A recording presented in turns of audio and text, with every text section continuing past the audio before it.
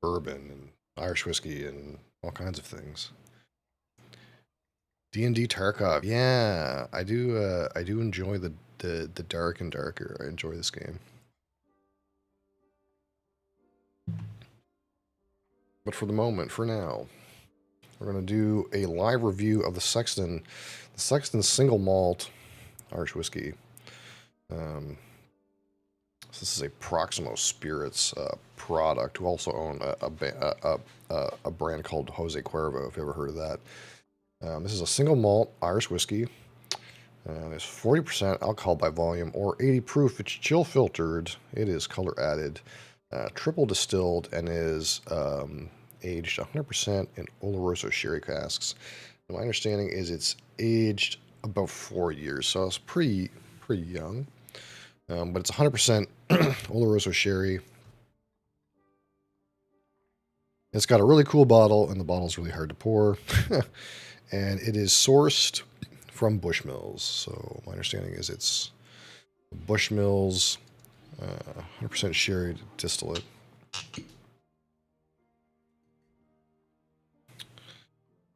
So we're going to pour ourselves about 50 milliliters here. As, of course, the most annoying bottle to pour ever. If we don't spill very much, it's a success. Hi.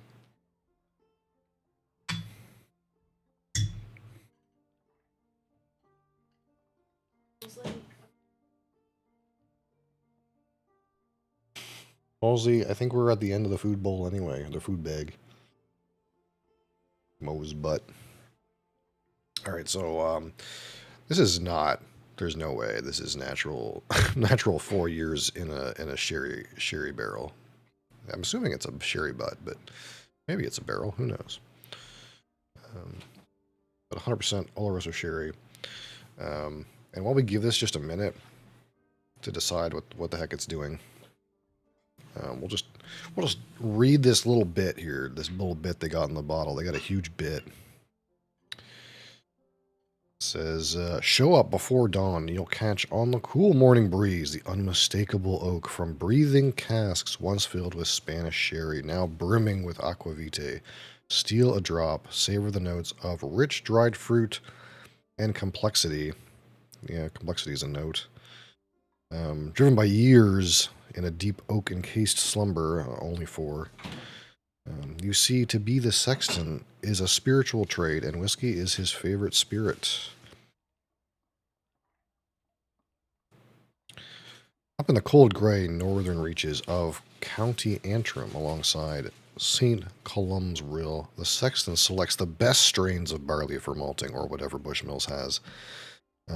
Patiently distilled in copper pot stills to create a precious elixir. The Sexton whiskey is a smooth and flavorful single malt of intriguing complexity, if you like sherry.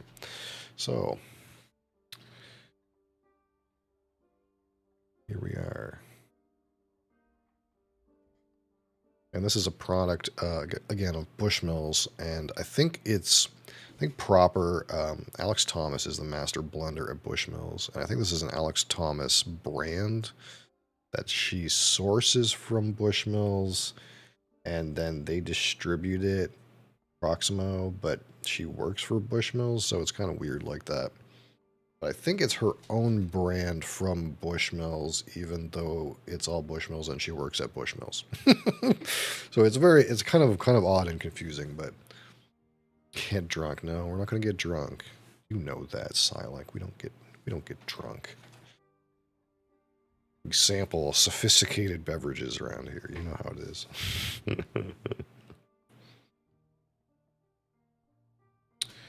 All right.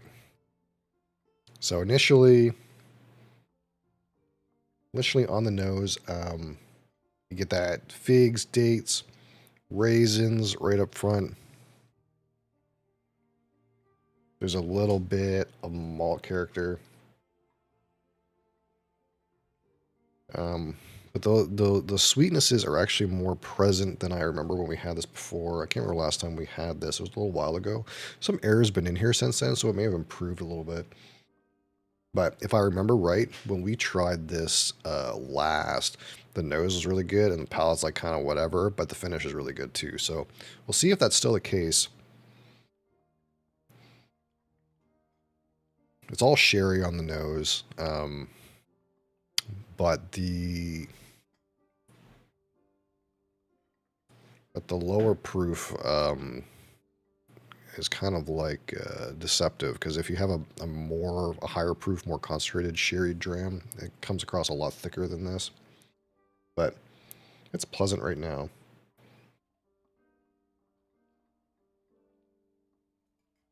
There's like a syrupy sugar in there. That raisin sherry syrupy sugar. A little bit of a bready malt note.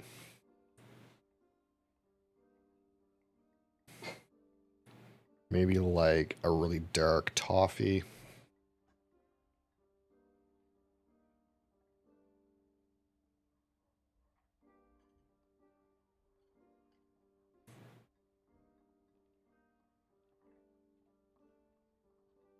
Not much else presenting right away.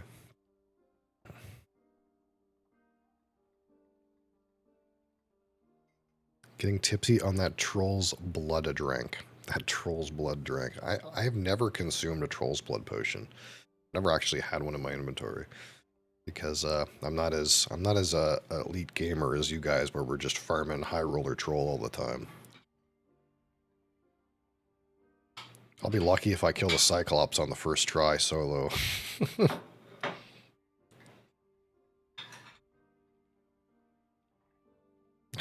What, you guys aren't doing it on high roller? I know Delio's doing it on high roller. Naked troll runs. Wow. I guess you're a warlock. You can do anything. Alright, so we're going to try this on the palate. And we're probably going to take us like 3 or 4 sips to start actually putting numbers down. We'll let it have its full development here.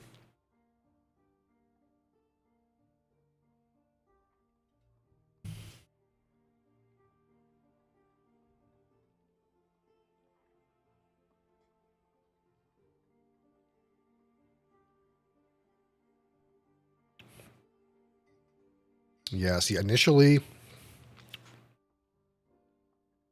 I get that thinness. It's a little thin on the palate. First sip's always deceptive, but a little bit of that raisin character, a little spiciness, a little oak on the palate, and in the finish, it's a little bit, still a little bit of raisin, a little bit of oak, a little bit of butteriness. The raisins coming across like, I wanted to say really dry, but it's a raisin.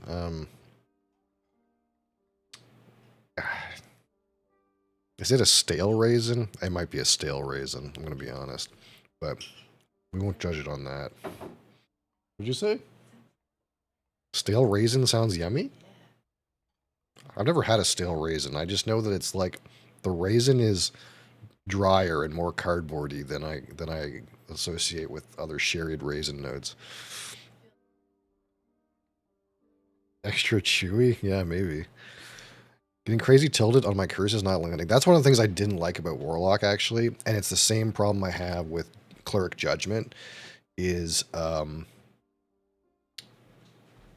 the way that the targeting of those skills is a little wonky. It feels like you cast it and your cursor's right on them, and then nothing happens. Like the feedback, I think it's something to do with the feedback. Like the feedback doesn't feel good. It feels like I casted it on him and it did nothing. That's what it feels like. And that's what happens with Judgment too. Like with Judgment, like you'll click it on a guy, and your guy will start to do this, like he's gonna channel the spell, and you think, oh, I'm channeling the spell, because you got to get the whole channel to, like, how Judgment works is you target it on a guy, then you start a channel, then once you start channeling, it doesn't matter what happens after that, it always goes off. If you start channeling Judgment, it always goes off, even through a door, even through line of sight. They just have to be, the reticule has to be targeted on the guy when you start casting it, it will always go off so long as they're in range. Doesn't matter if they're LOS.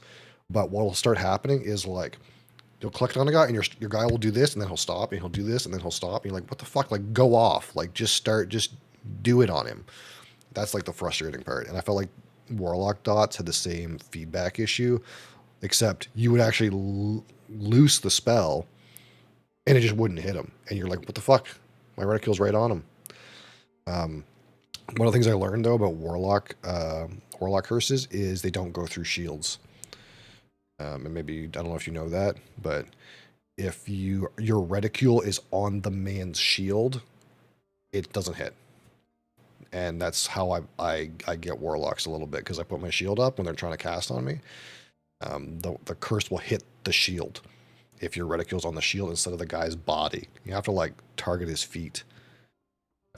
It doesn't make a lot of sense, sort of, from like a feedback standpoint, like from if you're the Warlock and you start casting on a guy and it doesn't do anything, kind of feels bad, but it's probably because your cursor's on his shield. That's like one of the things that can happen. Same with arrows. Yeah, a little bit.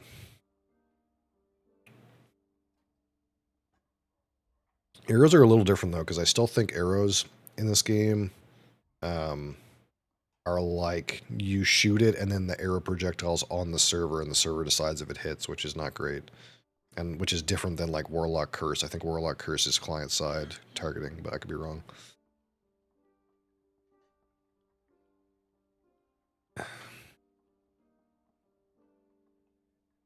But the whole netcode, honestly, Dark and Darker's netcode is trash. It's garbage. But you just have to like know that the netcode bullshit that you're dealing with, your opponent also deals with it, and it's kind of like a little bit of a random crapshoot because of that. Sometimes it's not the most skill-based contest, but for a game that's like, you know, a little bit about risky rolling the dice and crazy things happening, I don't hate it. You know, it's not a deal breaker for me. It's not annoying enough.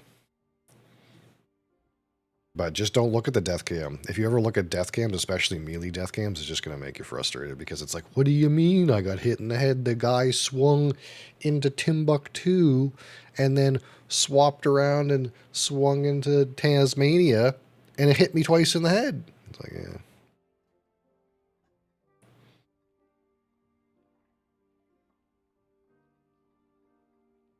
Yeah, still that raisin sherry note on the nose. Not much development.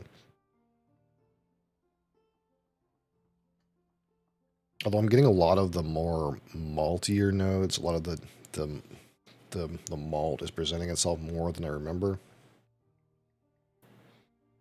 You could say, like, you know, date squares are in the realm of possibility here.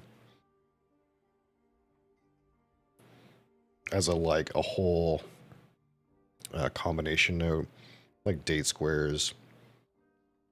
Date squares with some sugar on top. A stale raisin. Trying to like dig down here. Give it something else. Maybe a shriveled up cherry.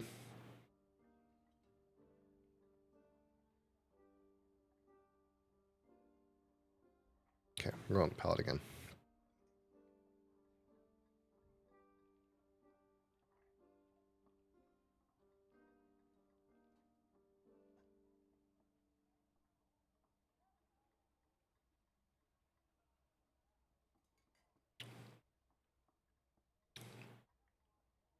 Palette still coming across a little thin.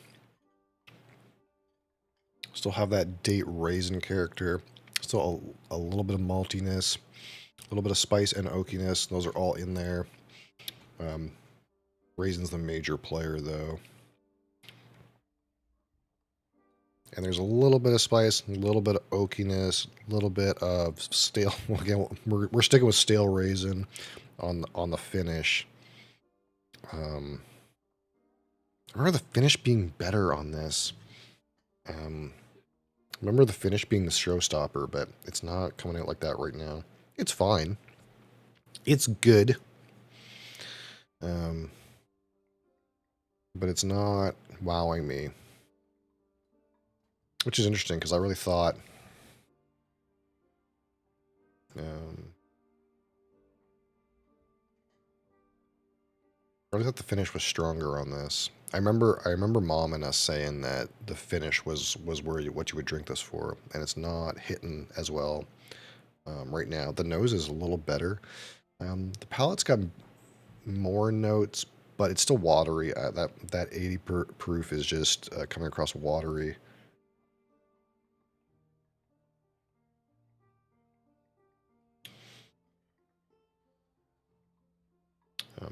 We're gonna give it its time though. We're gonna give it its course. See if it has anything else in it. Again, as we let it kind of um, evaporate and interact with air and open up, um, tends to be the sweeter flavors start to present. So maybe we'll get more of that caramel brown sugar syrup honey character. See if it gets any more of that. Maybe we'll move into like a butter tart or something like that. But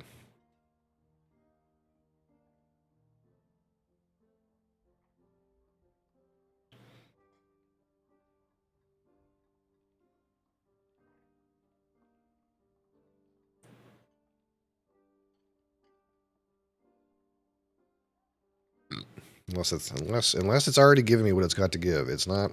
Again, we're not getting much development at this point. But I want to try to give it its whole time because sometimes you never know. Sometimes things are to surprise you.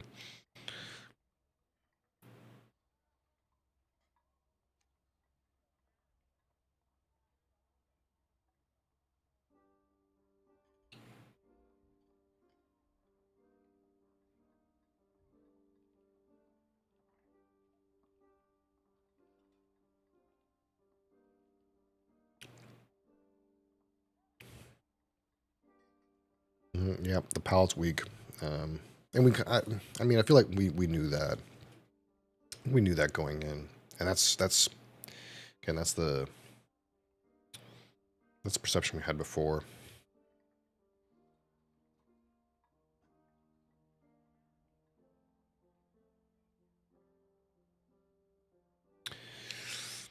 So,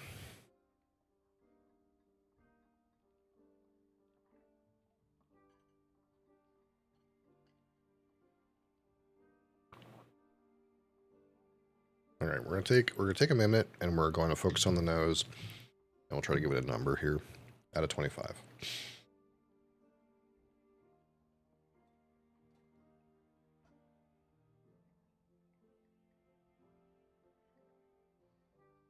There's more than one note. There's a few notes. Um, maybe like one combo note, right?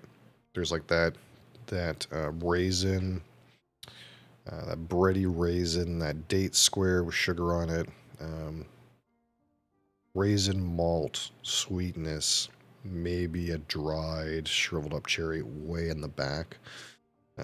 The notes aren't like exceedingly loud, but they're reasonable.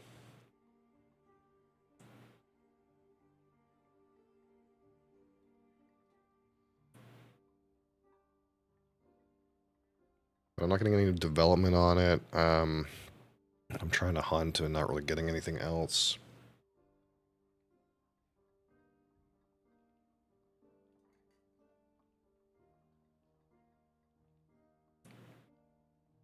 Okay, we're gonna go, and it's like a low good. Give it 11.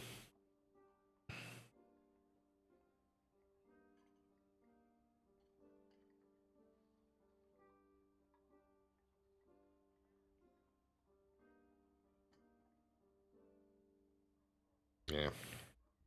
Okay, so we're gonna focus on the palate, just the palate and mid palate. Um,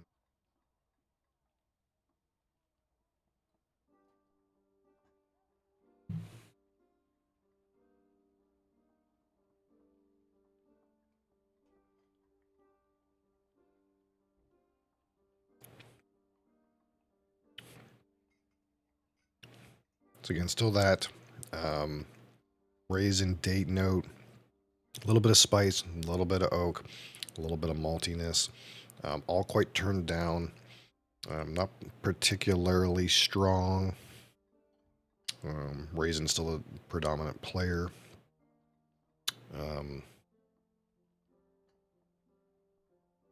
Call us 10.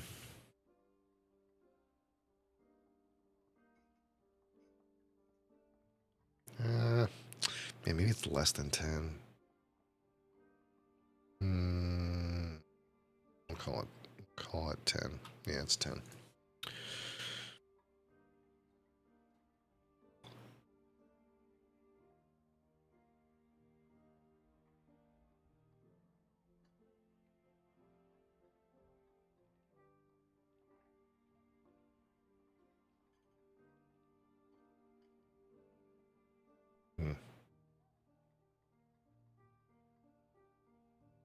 Ah, man, maybe it's no, it's worse than 10. I have to look at it again. I think it's worse than 10.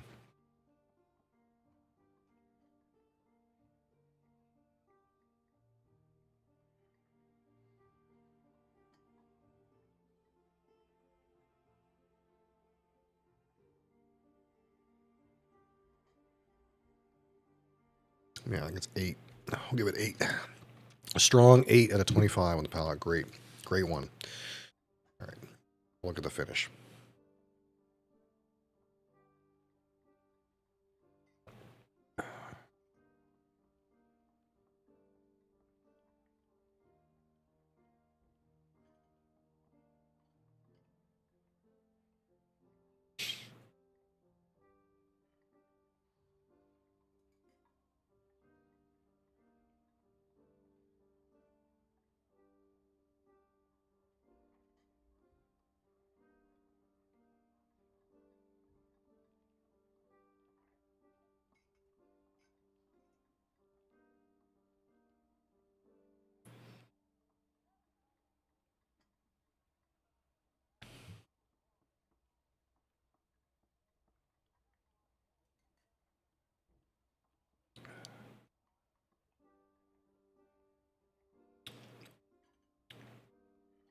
Yeah, so on the finish, there's some light raisin note, maybe above, maybe like a medium spice note, a little bit of oakiness.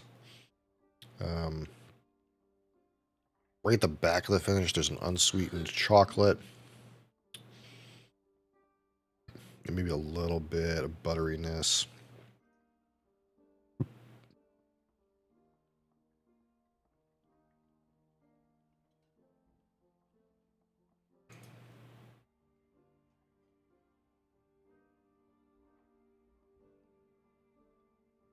Call the finish 14.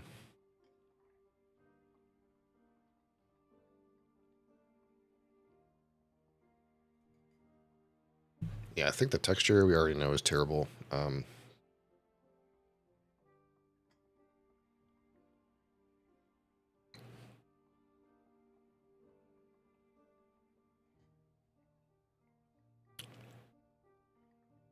Texture is like a 2. It's very thin.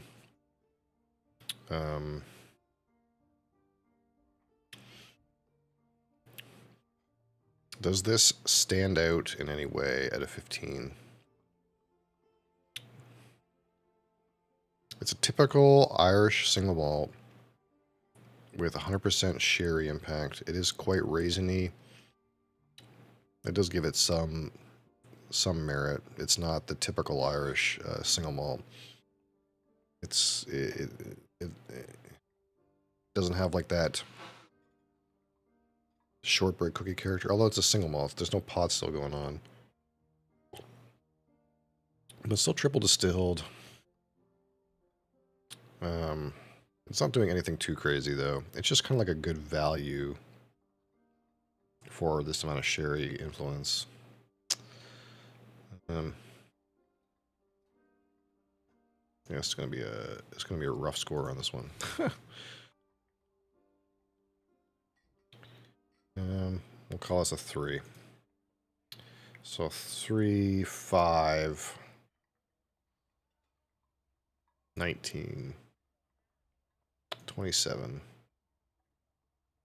38. Yeah, 38 out of 100. Hooray. It's okay. it's okay. But